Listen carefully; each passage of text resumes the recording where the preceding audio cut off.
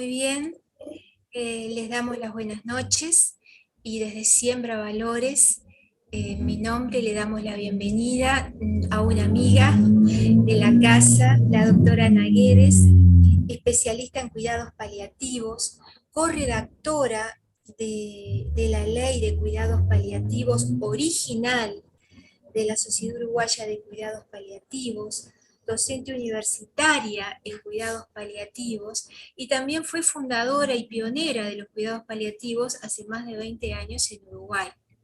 Así que tiene una amplia trayectoria que avala todo lo que vamos a estar hablando esta noche. Ana, bienvenida. Muchas Una vez. gracias y gracias a Siembra y a su directora Magdalena, además de una amiga.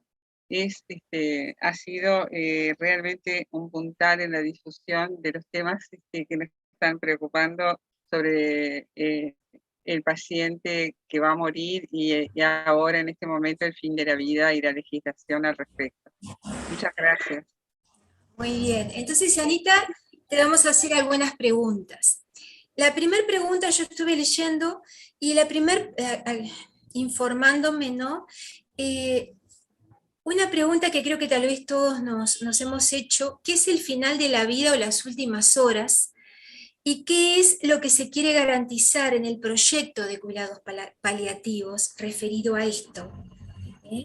¿Y qué es lo que hoy nos falta en cuanto a lo que la ley aporta en cuanto al cuidado del final de la vida?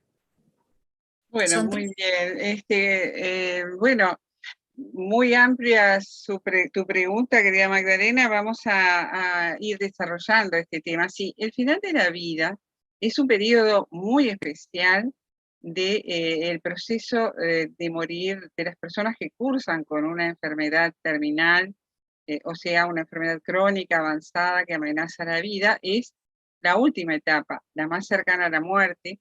Es difícil precisar por los distintos estudios que se hacen y hay, digamos, consensos y hay investigadores que se reúnen en consensos buscando el comienzo exacto, pero realmente no se ha logrado llegar a una definición por la ciencia. Sí que hay un comportamiento clínico son personas con la vida amenazada por una enfermedad crónica que comienzan a declinar más rápidamente sus funciones cuando se acerca el final realmente, o sea, la muerte.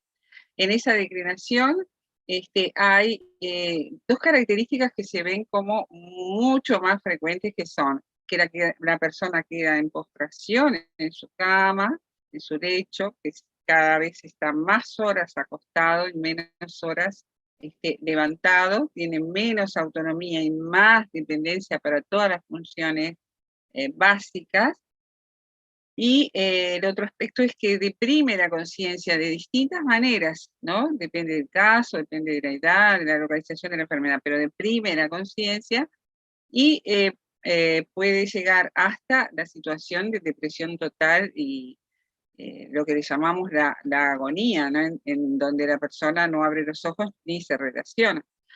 Pero sin llegar a ese grado, hay grados de menor profundidad de depresión de la conciencia y de distinto grado de desorientación en relación al tiempo y al espacio, y también a veces estados como estuporosos, ¿verdad? La persona deja de ingerir alimentos, deja de ingerir líquidos y deja de tomar su medicación vía oral. Esas son como las características más frecuentes. Como verán, y en los últimos días todas estas características entran en su mayor profundidad. Es lo que se llaman actualmente en la bibliografía situación de últimos días, que antes nos acostumbrábamos a llamar preagonía o agonía. Bueno, las denominaciones van un poco modificándose, pero los hechos clínicos son los mismos. Y como verán, al definir esta situación de un enfermo, ya imaginamos cómo está su familia también, ¿verdad? Una situación en que la familia es una unidad, es en unidad con el paciente, es la unidad a tratar.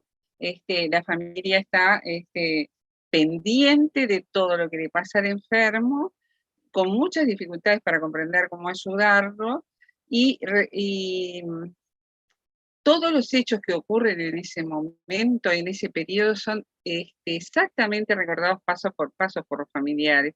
Por lo tanto, es de extrema importancia que el tratamiento del paciente sea un tratamiento atendiendo a su dignidad inherente, que es el origen de todos los principios que guían la atención de estos pacientes. ¿Por qué? Porque ese tiempo es un tiempo tan valioso como el tiempo en que nacemos, el tiempo en que morimos y estamos cercanos a la muerte. De ahí que se requiere garantizar por una ley que todas las atenciones que necesita ese paciente y esa familia se brinden, porque hay distintas normativas, sí, que se han ido aprobando, y también el proyecto de ley refiere muchos de los principios y de las atenciones a brindar durante la enfermedad terminal. Pero en este periodo debe ser especialmente garantizado porque es el más vulnerado. Y en los periodos de mayor vulnerabilidad se necesitan que las garantías sean explicitadas en la ley, no pueden quedar, como se dijo, libradas a reglamentación, y se suprimió el artículo que garantizaba la atención de este periodo en el proyecto original que se redactó por la Comisión de la Sociedad Uruguaya de Cuidados Paliativos, que tuve el honor de integrar en esa redacción. Ese proyecto que se discutió luego no fue el que finalmente se aprobó un segundo proyecto que suprime muchos aspectos de es el más crucial que reclamamos se reincorpore, y no se permitió la discusión de ese segundo proyecto, por lo cual todas las actividades que estamos haciendo en este momento apuntan a reclamar que artículo y la defensa de este periodo de la vida sea expresamente incluida. Bueno, un poco respondo, quería ver si no omitimos algún aspecto. Bueno, en otro sentido también queremos que se garantice en general que se van a tomar todas las medidas sanitarias en el país para que en general todos los sistemas estén preparados para este periodo y haya un proceso de atención y mejora sostenida de la calidad de atención en los últimos días de vida a estos enfermos, ¿verdad? Entonces, ese es el sentido por el que estamos haciendo actividades en este momento, ya que el 14 se votaría en el plenario de diputados la ley, el nuevo proyecto de ley, y se está tratando de que comprendan los diputados que hicieron la supresión de este artículo y de estos principios que debe ser incorporado.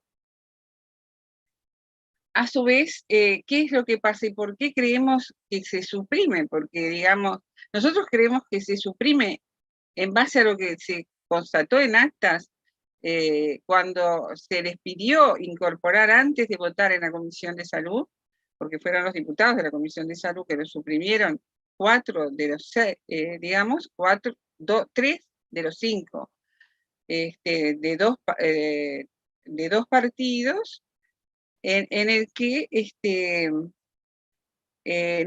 redactan en actas que dicen que este artículo se suprime porque va en contra del proyecto de ley de eutanasia, se confronta, o también se usan otras expresiones como se da de cara con el proyecto de ley de eutanasia, como que se opone a aplicar la ley de eutanasia. Y la única manera de que se oponga, si estamos hablando de una ley de cuidados paliativos, es que se piensa aplicar la eutanasia en el contexto y en los ámbitos y a los pacientes atendidos en cuidados paliativos.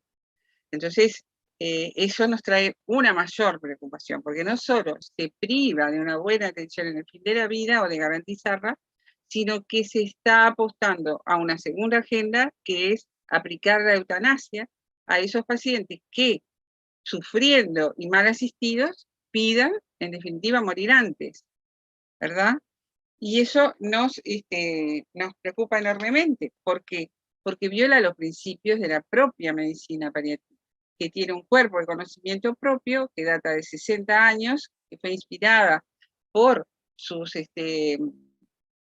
pioneros, dentro de ellas Dame Cicely Sanders de Inglaterra, médica, enfermera y trabajadora social, que generó a lo largo de muchos años, con el acompañamiento de pacientes con cáncer que iban a morir y cuya asistencia no estaba ni siquiera pautada a nivel del dolor, y con investigaciones, con numerosos textos que escribió, con las enseñanzas, desarrolló todo un cuerpo de conocimiento que luego fue impartido a estudiantes, a sus discípulos que se esparcieron por Europa y por Norteamérica, Canadá específicamente, y generaron un cuerpo de conocimiento que se desarrolló profundamente, donde el fin de los cuidados paliativos es acompañar a la persona que muere hasta el último día sin adelantar ni retrasar la muerte, aliviar su sufrimiento y acompañar a su familia. Eso lo recoge la Organización Mundial de la Salud con la definición de qué son cuidados paliativos y cuáles son sus fines. Y en la Organización Mundial de la Salud justamente dice que el objetivo de los cuidados paliativos es lograr la mejor calidad de vida posible para el paciente y su familia, y considera el morir como un proceso normal. Los cuidados paliativos, dice la OMS, no adelantan ni retrasan la muerte, constituyen un verdadero sistema de apoyo y soporte para el paciente y familia. Y esto lo recoge nuestra legislación en la ley 18.335 de Derechos de los Usuarios, en su artículo 17, literal, de esta ley, fue impulsada por el prestigioso senador Alberto Cid, un prestigioso médico muy estudioso que promovió durante el periodo de gobierno pasado numerosas leyes que tienen que ver con los derechos de los pacientes, los deberes, los derechos en general de todo el sistema sanitario, y esta que se llama de los derechos y deberes de los usuarios define en su artículo 17, literal, de morir con dignidad, entendiendo dentro de este concepto el derecho a morir en forma natural, en paz, sin dolor, evitando en todos los casos anticipar la muerte por cualquier medio utilizado con este fin, y entre paréntesis figura eutanasia, o prolongar la vida artificialmente del paciente. O sea, habla de dos principios: o adelantar la muerte o retrasarla, por lo que llamamos obstinación terapéutica, ¿verdad? Que también lo previenen los cuidados paliativos y lo consideran una falta y aplican sus conceptos y conocimientos evitando obstinarse en alargar la vida. Y ese es el gran temor en general de las personas que a veces se ponen a favor de la eutanasia, creyendo que si no hay eutanasia, hay obstinación. Los cuidados paliativos no practican ninguna de las dos cosas, a pesar de que se genera confusión. ¿En qué me van a hacer sufrir y hasta cuándo? No. Los cuidados paliativos tienen todo un cuerpo de normas y pautas para aliviar el sufrimiento y bajar su carga, y cuando eso no se logra, cuentan con la terapéutica de la sedación paliativa, de la cual vamos a hablar un poquito después. También el Plan Nacional de Cuidados Paliativos en el 2013 afirma la vida y considera la muerte como un proceso natural. Declara en su normativa que el proceso de morir, el Plan Nacional de Cuidados Paliativos desarrollado por el Ministerio, que comenzó en el 2013, normatiza el proceso de atención. Es una norma de menor categoría que la ley, que no llegó a cumplirse en todos los aspectos, y necesitamos por eso una ley, pero ya está explicitado. O sea que esto viene gestándose en la filosofía de la salud a nivel nacional, y son parlamentarios, y son ministros, y son secretarios de ministros, que pertenecen al mismo partido, a uno de los dos partidos que hoy saca justamente y borra con el codo lo que escribió con la mano durante muchísimos años, prestigiosos senadores y legisladores. O sea que estamos entrando en una contradicción por una agenda que surgió bruscamente de copiar modelos de países en donde además esos modelos está suficientemente demostrado que han fracasado y han corrido la línea del paciente seleccionado para la eutanasia a poblaciones de vulnerables, no han respetado los criterios de su aplicación. Entonces, está ocurriendo algo que es realmente preocupante y llamamos a todos a involucrarse en el proceso de reflexión más maduro para detener esto, ¿verdad? Que parece realmente, a veces pienso si no es una pesadilla y nos vamos a despertar, ¿verdad? En realidad, esta es la normativa nacional, pero bueno, también tenemos todo lo que los pioneros siguen predicando en el mundo. Uno de los discípulos también de Cicely Sanders, pero también muy conocido y querido para nosotros, Marcos Gómez Sancho, que está muy, digamos, premiado por la Academia del Uruguay, reconocido, ha sido traído muchísimas veces por el Plan Nacional de Cuidados Paliativos, por la doctora Gabriela Piris de Hospital Maciel, y él ha escrito enorme cantidad, y su cuerpo de conocimiento para la cultura latina es una guía y una referencia, y en la que nos apoyamos, y respalda que los cuidados paliativos deben hacerse sin adelantar ni retrasar la muerte, y buscando aliviar el sufrimiento de los que sufren, y así nos dice que cuando un enfermo manifiesta el deseo y voluntad de que lo mate, no es morir lo que precisamente busca, sino acabar con una serie de condiciones: dolor, soledad, incapacidad propia, ser molestia y estorbo para los demás, miedos interiores, debilidad, depresiones normales, agotamiento, que le hacen la vida demasiado dura e imposible. ¿No sería más humano aliviar estos síntomas que acceder de inmediato a lo que en otras condiciones él mismo rechazaría?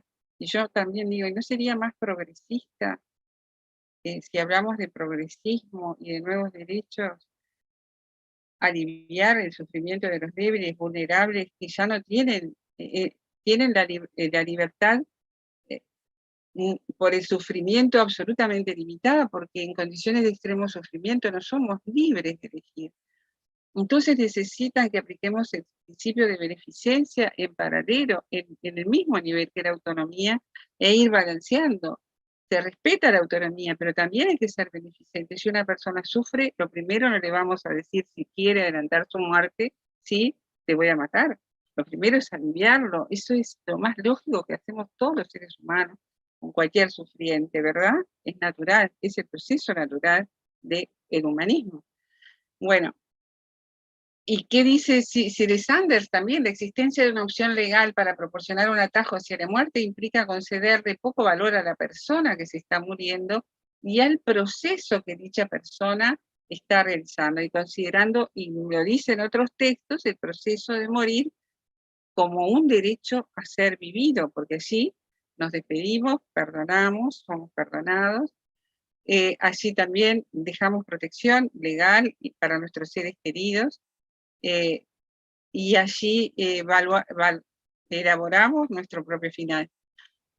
Y también en Latinoamérica hay numerosos referentes, de cual nombro uno que recientemente hizo una conferencia sobre los principios rectores de cuidados paliativos para la universidad en la que hago docencia y coordino, el doctor Hugo Fornés, en respuesta a un eminente literato que escribió a favor de la eutanasia, y, digamos, ironizó un poco la postura de quienes están en contra, y entre todos le resumo un poquito, porque cuando una persona se siente indigna, le escribe a ese escritor, el profesor Hugo Fornés, rosarino, argentino, referente para Latinoamérica junto con muchos otros.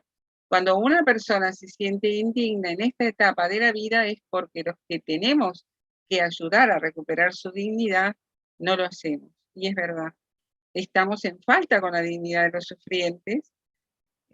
Debemos recuperar la dignidad y no eliminarlos, ¿verdad?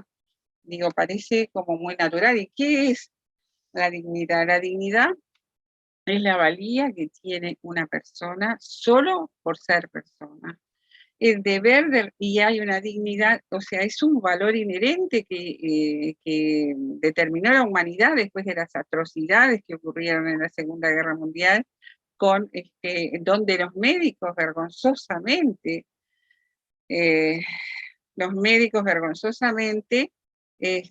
participaron de dar muerte por el principio de compasión a numerosas personas, así escrito en las leyes, como ahora, sorprendentemente y causalmente, y también declarado en las declaraciones de Nuremberg, esos médicos que mataron miles y miles de personas, niños, ancianos, discapacitados, personas con problemas mentales, fueron llevados a los juicios de Nuremberg y declararon que lo hacían por compasión.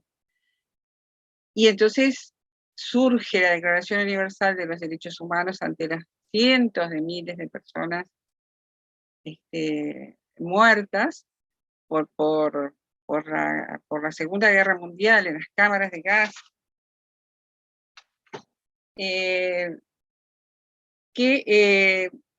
realmente se hizo la declaración sobre que las personas tienen una dignidad inherente y es una violación de los derechos humanos violar la dignidad inherente de las personas por la razón que fuera, raza, sexo, enfermedad, condición social, la etapa de la vida en que se encuentre. Por cualquier razón que fuera, la dignidad no se pierde y eso llamamos dignidad inherente, respeto incondicional a la igual y dignidad inherente independientemente de su estado de salud, su sufrimiento, de la cercanía a la muerte, de la independencia o no, o de la conciencia que tenga la persona o de cualquier otra condición. Esa dignidad se ve afectada cuando los que tenemos que respetarla o protegerla, llamémosle, incluyámonos todo, pero hay problemas sociales, hay problemas económicos, problemas laborales, problemas familiares. Y cuidados paliativos lo que procura es aplicar pautas y consensos de atención integral a través de trabajo social, psicología, apoyo espiritual, para elevar esa dignidad afectada inherente y así, siguiendo las normas o las pautas de la atención médica al final de la vida de la Organización Médica Colegial de España, en 2015, cuyo coordinador era el doctor Marcos Gómez Sancho, definió morir con dignidad, que supone vivir dignamente hasta el último momento, requiere la consideración del enfermo como un ser humano hasta el momento de la muerte, el respeto a sus creencias y valores, así como su participación en la toma de decisiones mediante una relación cercana y sincera con el equipo asistencial. También, como lo definieron compañeros paliativistas en el servicio que estuve coordinando y en el que estuve, sería una forma de resignificar la vida en la etapa inicial, jerarquizar el cuidar, indicar adecuadamente la sedación paliativa, promover un cambio cultural frente a la muerte sin marginalizarla ni socializarla, integrarla a la vida como una de las etapas más. Es hacer un trabajo educativo permanente con la sociedad y con la familia que hace cuidados paliativos, el servicio, jerarquizando el cuidar y promoviendo no marginar la muerte, sino integrarla a la vida. Entonces el sufrimiento, a la atención al sufrimiento que determina esa pérdida de la dignidad, es digamos, la expertise, es el fin, es la esencia de los cuidados paliativos. ¿Y qué es el sufrimiento? Es un estado específico de estrés que ocurre cuando la persona percibe una destrucción inminente de su persona y continúa hasta que la amenaza de desintegración que produce esa percepción de destrucción desaparece o la persona restablece su dignidad y supera esa percepción de ser destruida por lo que llamamos una resiliencia, una resignificación de su sufrimiento, y en eso participamos con cuidados paliativos en resignificar la vida. Esta es una de las muchas definiciones, pero es la más manejada en cuidados paliativos y que estaba en la definición, dentro de las definiciones de la ley original que fueron suprimidas y que nos importaba que se mantuvieran, fueron suprimidas porque parecer ocupaban un espacio y no eran innecesarios y se le quitaban el estilo legislativo como primando un estilo legislativo al verdadero objetivo de garantizar, porque el objetivo de que estén las definiciones es que sepamos todos de qué estamos hablando y no manejar el concepto de sufrimiento insoportable promovido por las actas danesas de eutanasia del 2002, en que se dice que si la persona presenta sufrimiento insoportable es uno de los criterios para que pida eutanasia además de otros. Pero la dificultad que inmediatamente nace en todos los médicos en donde está implementada la eutanasia es que no saben definir si es insoportable o no, más que por aceptar lo que dice el paciente. No hay un criterio. Nosotros definimos un criterio recién con el que manejamos cuidados paliativos. Este no es un criterio de los cuidados paliativos, es una expresión original de la legislación de eutanasia y suicidio asistido y no tiene en cuenta que se tomen acciones para hacerlo soportable, como dijimos recién, que se resignifica la vida, se baja la carga de sufrimiento por una atención integral, se lo hace soportable. Acá no, si es insoportable, punto, es criterio para eutanasia. Nada más, no se van a aplicar medidas para hacerlo soportable. Por tanto, no es lenguaje de la eutanasia, sí. Claro, de pronto el hecho de sentir denigrada su dignidad es insoportable para el ser humano y ese es el sufrimiento. Entonces, si vos tratás la dignidad, si vos tratás de que la persona recupere la dignidad, como vos decías, ese sufrimiento insoportable se hace soportable, ¿no? Por lo Creo menos que es soportable. algo que se contradice una cosa con la otra o se incompatibiliza cuando llegamos cuando te estamos oyendo, entendemos que es incompatible una ley con la otra, ¿no? Los Claro, y no principios. es, por lo menos, no debe usarse ese lenguaje para los cuidados paliativos. Cuidados paliativos define con sus propias definiciones nacidas de su paradigma, ¿verdad? De su doctrina y como expliqué. Entonces, Y, no es un lenguaje para los cuidados paliativos y si se quiere aplicar para la eutanasia, sabrán cómo hacerlo, pero no es lenguaje de los cuidados paliativos. tú Entonces, hablaste sí, perdón, tú hablaste de doctrina, ¿no? claro, la ¿Nos podés doctrina. resumir qué es Claro, es la ese doctrina? cuerpo de conocimiento generado por los pioneros que inspiraron el desarrollo de la disciplina y que dice cuáles son sus principios. Y ahora deberíamos hablar de sus principios, en todo caso, esos principios que están en ese cuerpo de conocimiento. Es propio, debe ser respetado, como cualquier disciplina tiene su propio cuerpo de conocimiento y no se puede cambiar por una legislación de personas, a menos que se llegue a la conclusión de que hay que cambiarlo por todos los consensos internacionales, pero esto no está creado en Uruguay, viene respaldado mundialmente por los organismos, por los pioneros que lo crearon, lo difundieron, y por los organismos internacionales que recogen esas enseñanzas, las pautan, forman consensos y a los que se suscribe Uruguay, porque son organismos, como dijimos, la Organización Mundial de la Salud, la OPS, la UNESCO, a través de su comité social, y después están las sociedades internacionales de cuidados paliativos, las asociaciones internacionales de cuidados paliativos, nuestra referente es la española, está la europea, la latinoamericana, para Latinoamérica, recogen estas enseñanzas y estos principios, ¿verdad? Y la Asociación Uruguaya de Cuidados Paliativos se suscribe a todas estas organizaciones, y el Estado uruguayo también, a las que son, digamos, organizaciones internacionales que rigen la medicina, ¿verdad? La Asociación Médica Mundial, Uruguay está suscrito a la Asociación Médica Mundial, que dice que dar muerte es una falta ética y lo sostiene hasta su última reunión en el año 2019 en Estados Unidos, ¿verdad? O sea, cambiarlo en 2 años, en 1 año y medio en una ley,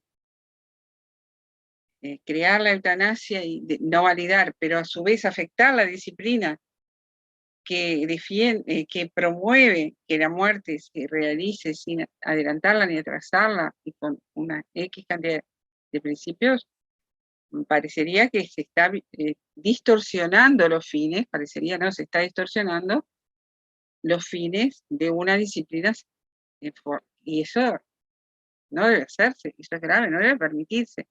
Yo espero que los legisladores de nuestro país reaccionen y detengan esto, que es realmente un agravio y una destrucción de todo lo creado en la atención del paciente muriente en Uruguay. Bueno,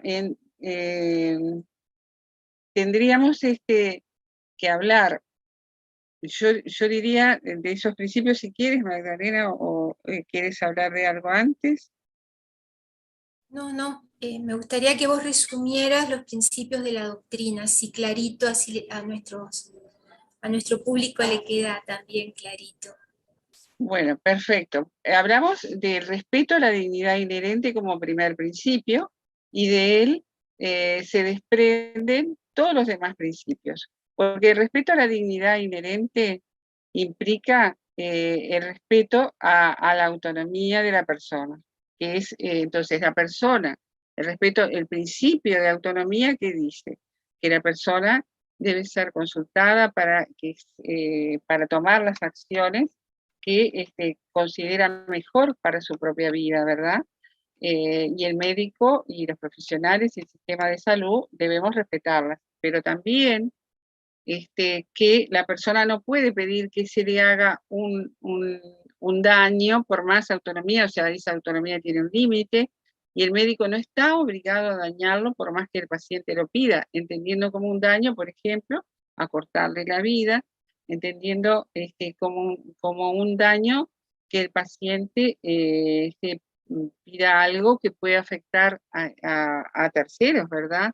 Entonces, exige que el paciente tenga cierto grado de capacidad para elegir, pero las personas con autonomía limitada pueden elegir, pero debe garantizarse muchísimo cómo se hace esa decisión de pacientes con autonomía limitada, lo cual es muy frecuente en el paciente que va a morir, ¿verdad? La limitación de la capacidad de elegir.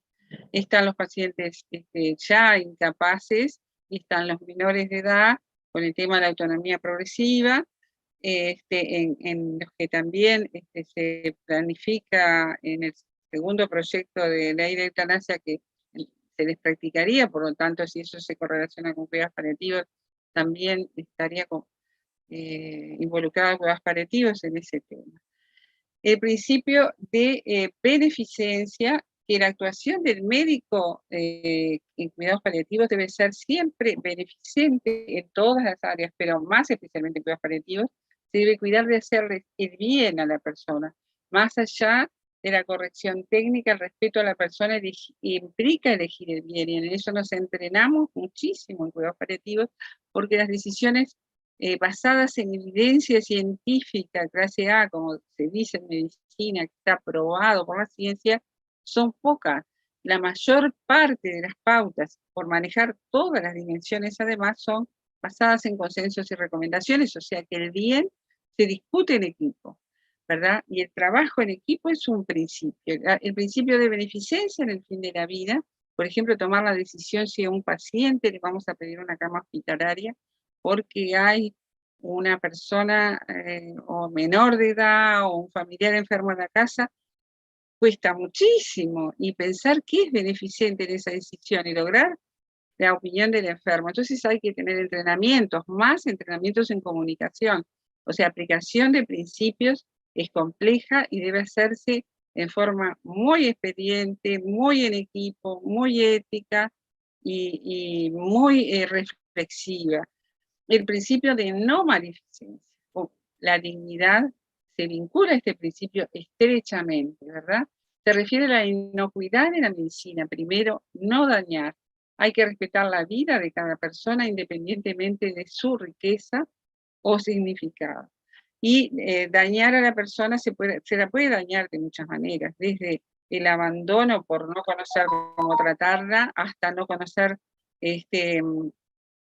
a su familia, no respetar la comunicación con la familia, eso puede ser no voluntario, pero por falta de formación o falta de elaboración de la propia muerte, pero también practicar, el adelantar la muerte es hacer un daño porque la vida debe ser respetada, ¿verdad? Como lo dijimos ya, por la dignidad inherente de la persona. Después, el principio de justicia, ¿no? Que exige tratar a todos de la misma manera y sin hacer discriminación. La vida y la salud no son solo bienes individuales, sino bienes sociales.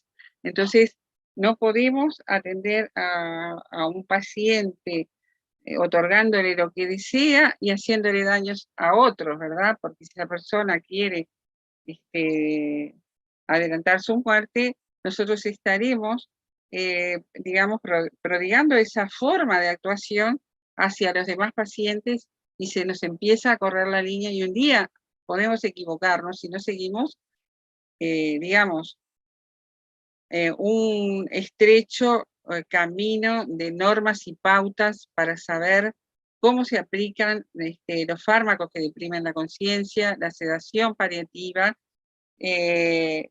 Entonces es necesario tener claro el principio de justicia y también el principio de equidad, proteger a los más desfavorables. Que la persona que desea morir antes también sea incluida en cuidados paliativos y se le baje la carga de sufrimiento. Los pacientes expresan deseo de adelantar la muerte por muchas maneras, pero la eutanasia directa y activa es la menos frecuente. Suelen encontrarse estos pacientes en un estado de sufrimiento multidimensional por todos los aspectos que nombramos, que hay que atender en forma integral y oportuna y bajar la carga, recurriendo al recurso que sea necesario. Es muy variable de las distintas culturas porque tiene que ver con la elaboración de la propia muerte, el cuidado que las sociedades le dan a los enfermos, pero varía desde 1,5 hasta 38%. Fíjense la variabilidad que puede tener en las distintas cifras publicadas. En Uruguay no hay un trabajo científico de estudio de prevalencia y yo hablo en base a mi experiencia de haber atendido yo aproximadamente 2.000 enfermos directamente en 20 años y haber coordinado la existencia de 8.000. Y en esas coordinaciones atendemos en equipo todas las situaciones que se presentan. La eutanasia directa y activa a través de un fármaco para provocar la muerte inmediata se presenta en toda mi serie en 5 situaciones y fueron revertidas con las que pudimos atender y se dejaron atender con cuidados paliativos y con la baja de la carga de sufrimiento. El paciente lo más frecuente deja de hacer ese pedido. Y luego algunos hasta lo rectifican. Cuando el sufrimiento no es aliviado, tenemos el recurso, y es otro principio, el derecho a recibir sedación paliativa oportuna por profesionales formados. Y esa sedación paliativa que es cuando el sufrimiento se hace refractario, que tenemos un criterio para definirlo como refractario, ¿verdad? No, no decimos refractario, que es aquel síntoma que no responde a los tratamientos aplicados por manos experientes, se dice expertas, pero significa experientes y bien formadas, por tiempos razonables, se considera un síntoma refractario y es el criterio para la aplicación de la sedación paliativa, que es la depresión de la conciencia con fármacos lo suficiente y necesario, en dosis suficientes y necesarias, en profundidad suficiente y necesaria, para aliviar ese sufrimiento refractario y no más. Si el sufrimiento con las primeras dosis no es aliviado, se van incrementando, pero no más de lo necesario.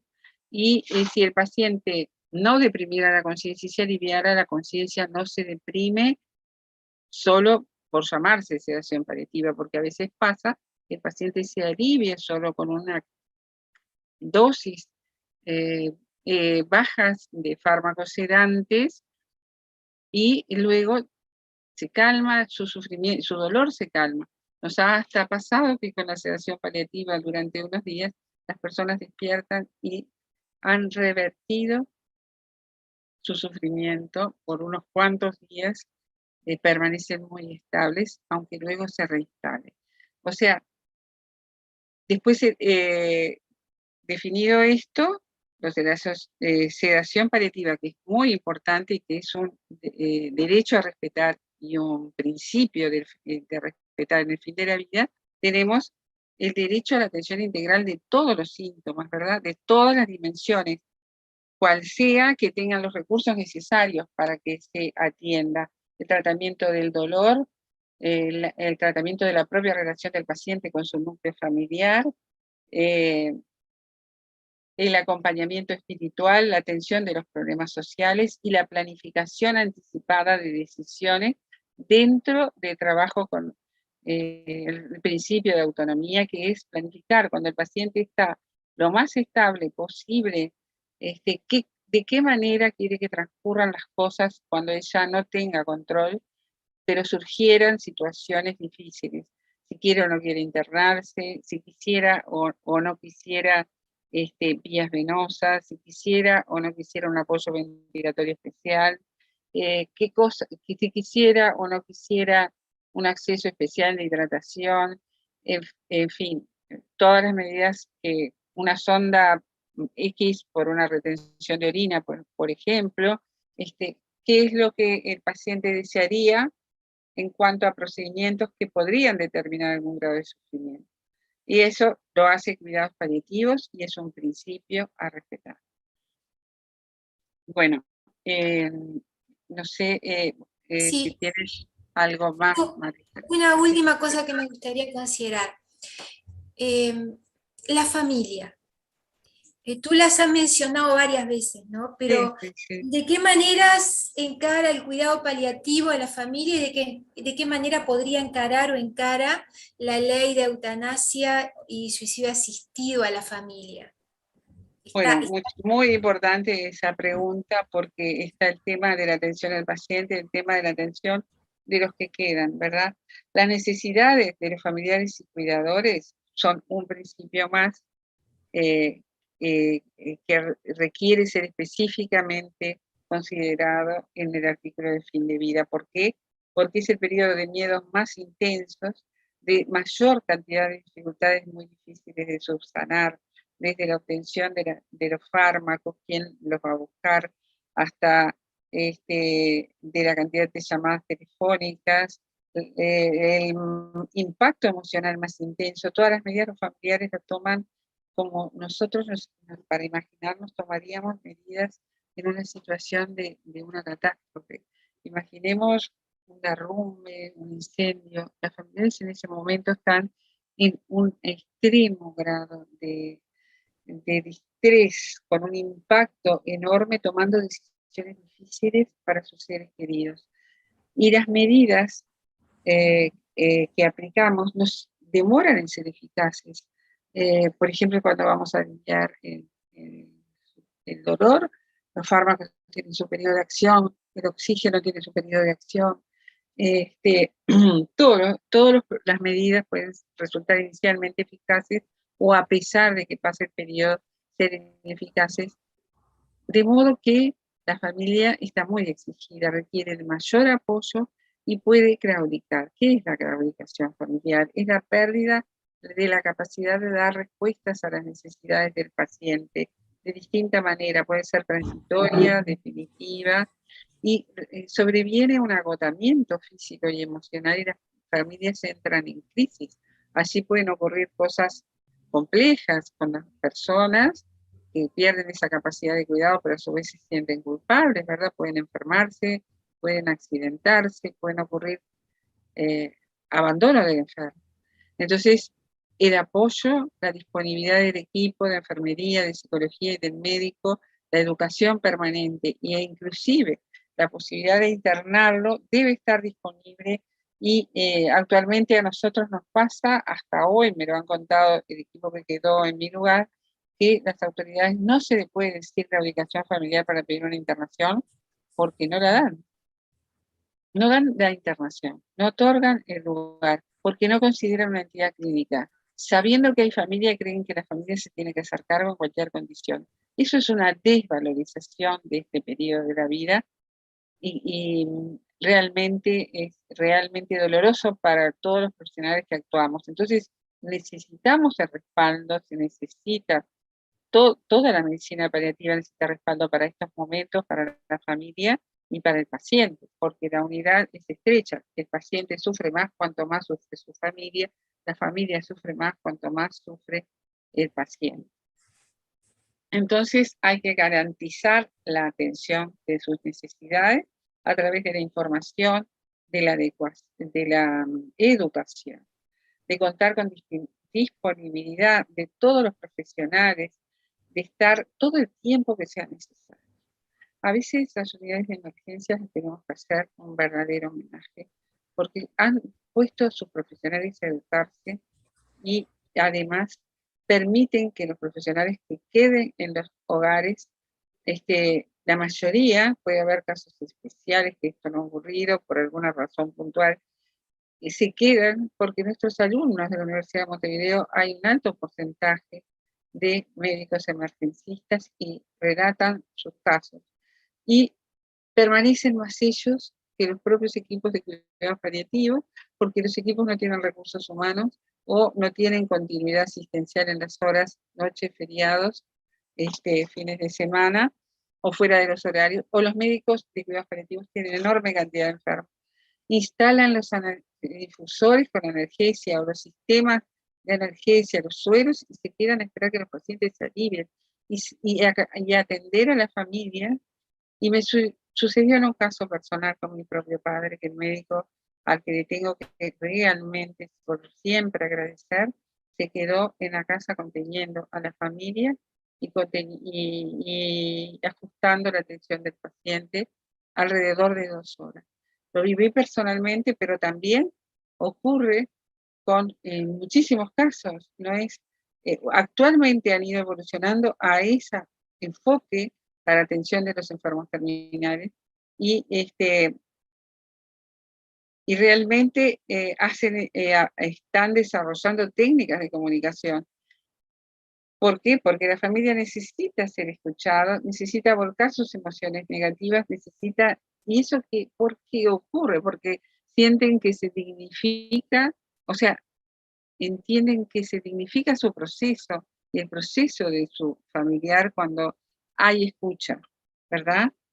Y el apoyo emocional y espiritual es enormemente agradecido después que el paciente ya no está.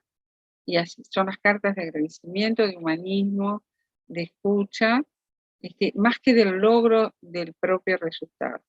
Por lo cual jerarquizamos la importancia de garantizar el apoyo a la familia. Pero esto no ocurre en la ley de eutanasia y suicidio asistido, donde se excluye totalmente a la familia. Se practica la muerte del paciente y luego se llama a un familiar, si el paciente registró a quien llamar, que no sabía que eso se estaba gestando, para que vaya a retirar el cuerpo de su familiar que se le dio muerte. Eso es tristísimo, genera duelos enormemente complicados en no haber participado del proceso de muerte de un ser querido y haber sido excluido. Genera culpas y eso genera enfermedad. ¿Qué enfermedad hablamos? Cáncer, infartos y cardiopatías, ¿verdad? Que es lo más frecuente que ocurre cuando hay fuerte estrés emocional en las personas. Entonces, vemos la diferencia entre los cuidados paliativos y la muerte asistida, ¿verdad? En cuanto a la atención de la familia específicamente hablando. No sé si respondo todas tus inquietudes. Y me faltó decir un poquito del abandono, la necesidad de que se garantice, para que no ocurra abandono, la continuidad de la disponibilidad de consulta y asesoramiento las 324 horas, días, las 24 horas del día. Y que haya disponibilidad de recursos en todos los ámbitos, en medio rural, en los hospitales, en los domicilios, de equipos infusores continuos para fármacos que señalan una seguridad del efecto del fármaco que se esté administrando por la continuidad, la disponibilidad de oxígenos, la disponibilidad de analgésicos, de morfina especialmente, sin barreras, que no las hay muchas, pero a veces las que sí hay en los médicos, las barreras para recetarla, ¿verdad? Porque la barrera está a nivel de los profesionales, no tanto de el sistema y la administración de la morfina. De la disponibilidad de camas hospitalarias. Debe haber entonces asignación sostenida e inmediata de recursos institucionales para la atención de los requerimientos de los pacientes y familias, dadas en forma equitativa y con justa priorización. Bueno, no sé si quieres Y alguna otra. no, un comentario. No, o sea, pues yo me quedé pensando desde el principio que tú dijiste que no hay una cobertura total en Uruguay. ¿De No, cuánto es la cobertura de cuidados paliativos? Eso actualmente también haría qué alrededor, tan grave puede ser la complementariedad de esta ley, ¿no? claro, Qué tan claro, es del peligrosa. 50%. A Sí. veces decimos que 50% porque somos los mejores de Latinoamérica, que es muy bueno. En realidad lo único bueno es 100%. ¿Por qué? Porque estamos hablando de que la mitad no accede, pero la otra mitad tampoco tiene integralidad y homogeneidad y continuidad asistencial de todo lo que hablamos acá. O sea que los principios no se cumplen en lo que ya hay y la mitad no accede. Y estamos hablando de una población muy envejecida, con alta prevalencia de enfermos terminales, ¿verdad? Y estamos hablando en un país donde no hay dificultades ni barreras de distancia, ni barreras legales, digamos, para implementar algo. Deberíamos tener ese 100%. Cuando un 50% no accede y el otro tiene heterogéneo, el volumen de personas que pedirán adelantar la muerte va a ser enorme. Es muy buena tu pregunta, te la agradezco. Y en mi experiencia se presentó el deseo de adelantar la muerte en un 30%, yo diría de cada 10 pacientes, 3 la planteaban. Y siempre, en un 95%, casi siempre, revertía el sufrimiento. Pero si eso hubiera existido una ley de eutanasia, yo hubiera estado obligada a ofrecerle al paciente adelantar la muerte, y ese 95%, no sé cuántos hubieran accedido. En realidad no debemos ofrecerla sin el paciente pedirla, pero en realidad lo que ocurre con la pendiente resbaladiza es que se la ofrecen de una manera compasiva, claro, no le dicen pida eutanasia, sino le dicen, pero usted está sufriendo mucho, ¿qué sentido tiene? ¿Sabe que hay una ley para aliviarlo? ¿Usted conoce sus derechos? ¿Verdad? Y se está sintiendo una carga, su hijo no lo visita, no tiene dinero y no se han implementado todos los recursos para aliviar el sufrimiento. ¿Cuál va a ser el resultado que acepte? De esos 2.800, creo, pacientes que pidieron adelantar la muerte, de alguna manera, no eutanasia directa y activa, como expliqué, sino no quiero vivir así, hasta cuándo, o estar deprimido, o, o no alimentarse, no responder las preguntas, aislarse, son todas formas de las que clínicamente esta entidad se presenta. Esos pacientes, ¿cuántos hubieran aceptado aplicar, que se le aplique la ley de eutanasia? Arriesgan, hubieran arriesgado, estarían en riesgo, como hoy, si hoy estuviera vigente la ley, esos pacientes estarían arriesgando morir antes de tiempo. Entonces,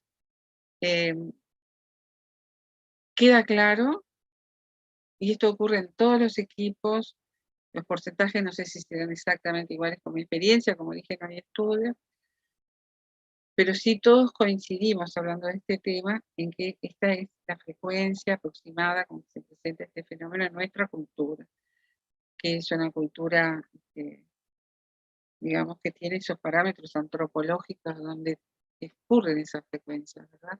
Igual que en Europa y en los países occidentales.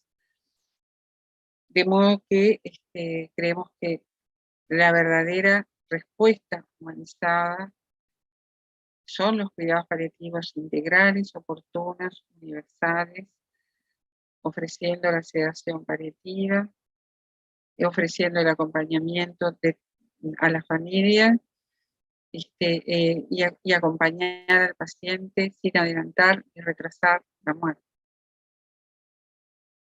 Muy bien. No sé si tú quieres agregar algo más, porque yo ya estoy satisfecha, me respondiste ¿Se todas mis comprendió? preguntas. Bueno, Sí. si se comprendió y crees que es suficiente, estoy a las órdenes para cualquier pregunta que se plantee o inquietud de algunos de los que accedan a esta información, este video. Y para todo lo que Siembra considere, seguiremos molestando en su puerta. No, Señora por favor. Magdalena.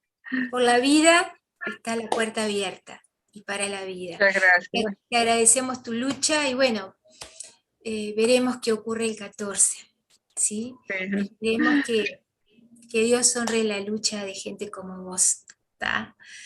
Es necesario la participación. Yo te agradezco esos buenos deseos y